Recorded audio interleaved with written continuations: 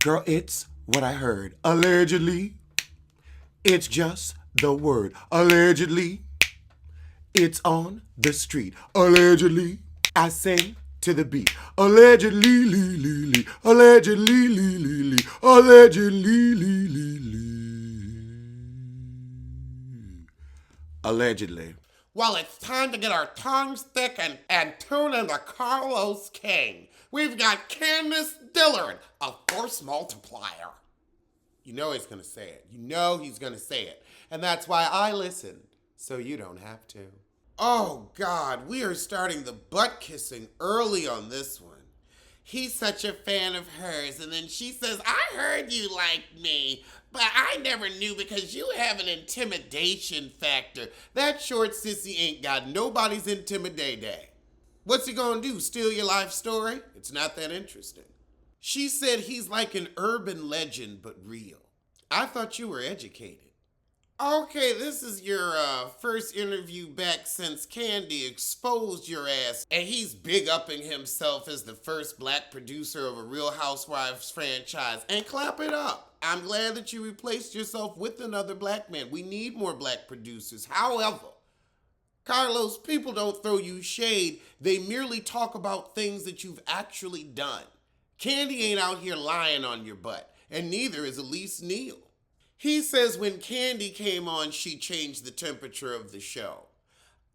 Didn't Monique come on around the same time? I don't think it was just Candy. Also, it was Candy's mama who changed the temperature of the show. We giving Candy too much credit. Her mama is her plot line. Her first season, she was a scared little girl, trying to achieve precocious, but landing on petulant. He says you're becoming one of the premier faces of the franchise. She said, I think I'm getting fired every year. And you should have been fired. But Monique quit, so they kept you.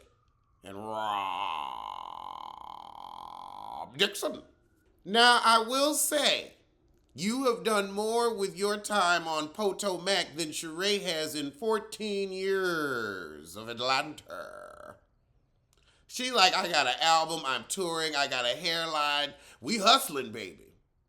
Trying to get off your mom's tit. Well, good for you. I mean, you are damn near 40. It's time. Candice said she prayed to get on this show and she would use the platform to give glory to the Lord. You ain't keep up your end of the bargain. I ain't seen anything holy out of you. Listening to these two heathens talk about prayer is a bit much. I might need a Pepsi AC because it's giving me indigestion. Heartburn. So they found Candice. She didn't apply to be on the show. She doesn't know where they looked. They looked in the Daughters with Dysfunctional Mothers section of the store, and that's where they found you. So she said they were prepping her to read the girls, and she said, I was going to do that anyway. That's how I am. That's true. You are a nasty little gutter snipe. I just don't think you read that well. I feel like you're like Marlo Amos. You just go below the belt. Your reads aren't that funny, that memorable, or that interesting. So she didn't know she was going to come back after her first season because nobody liked her. But because you promised them a wedding, they went on and gave you another shot because you know they love a wedding. What solidified her for the second season with production was when she called Ashley a house trollop. I thought you called her a bed warmer. Carlos didn't think she was going to get a second season because she wasn't set up for success. I think it's just because she's unlikable. Oh, God. Now, Candice is saying because she and Kenya are dark-skinned, people love to villainize them. I am not saying colorism does not exist. Let me say that again. I am not saying colorism does not exist. I am not saying that dark-skinned women are not villainized. I am not saying that. In these two special cases, y'all have come on to the show to play the villain. Candice, you have said your mouth is reckless maybe 10 times in the past 30 minutes. So when you know you're reckless and you say you bring a rocket launcher to a grenade fight, you're playing the villain. You are doing that, no one else. So when we see you as a villain, it is not because of your dark skin. It is because of how you act. Kenya versus Portia. Neither one of them are light-skinned women. But Kenya is always attacking Portia when Portia's trying to mind her business. That's why we don't see Portia as a villain. Portia has her moments, though. But I'm sorry, we ain't gonna do this colorism thing. Not today, not on this internet.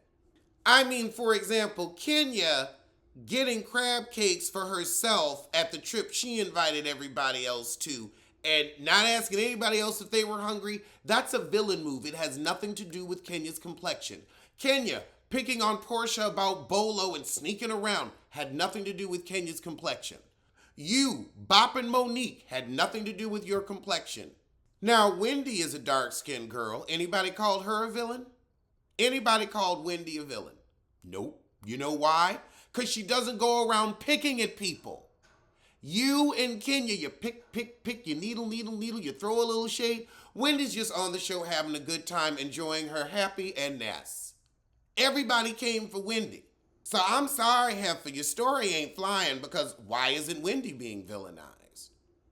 Charisse wasn't the lightest girl in the world. Nobody said she was a villain, although she had some shit with her. But it's your attitude, it's your actions and behaviors. Actions and behaviors, I'm sorry. All right, now we get into the skirmish. Carlos says, when black people have a bad moment on TV, they blame the producers. Yes, because you set them up for the moment. Because you knew this person had beef with this person and you let them spring it on them. You set it up. You, Heifer Scott Young, and whoever the hell else.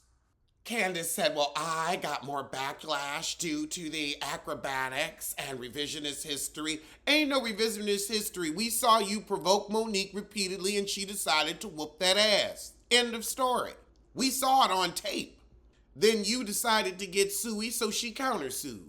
Oh, goodness, but God has prepared the most immaculate table for her in front of all of her enemies. I thought this was Carlos King's show, not the false prophet hour.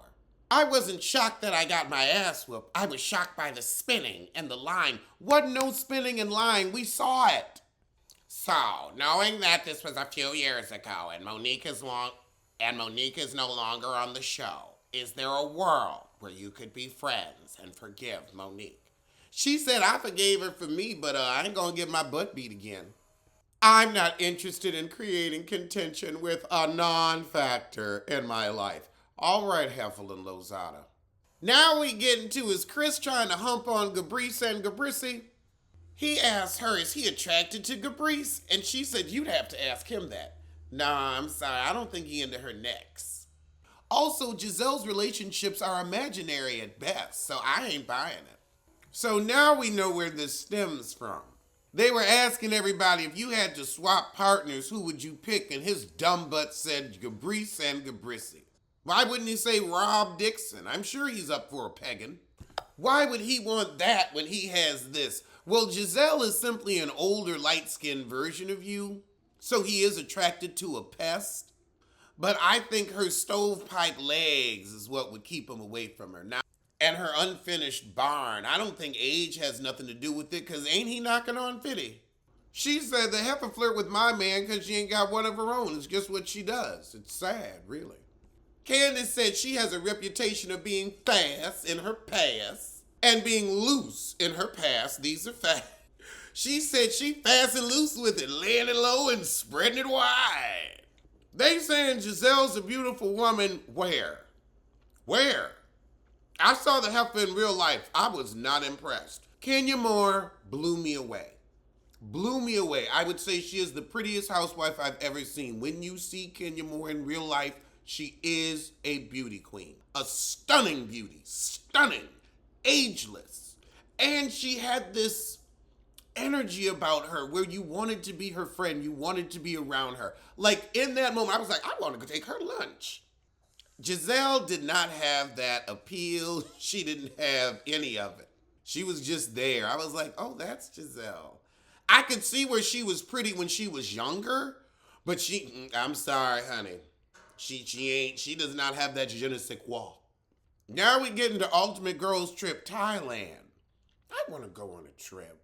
So how was it with you and Gabrice in Thailand with the other heifers? Huh! Candice said it was 10 days of hell. She was ready to go home. So things didn't end well with her and Giselle on the trip. That's why they invited you and Giselle and not Karen and Giselle or Rob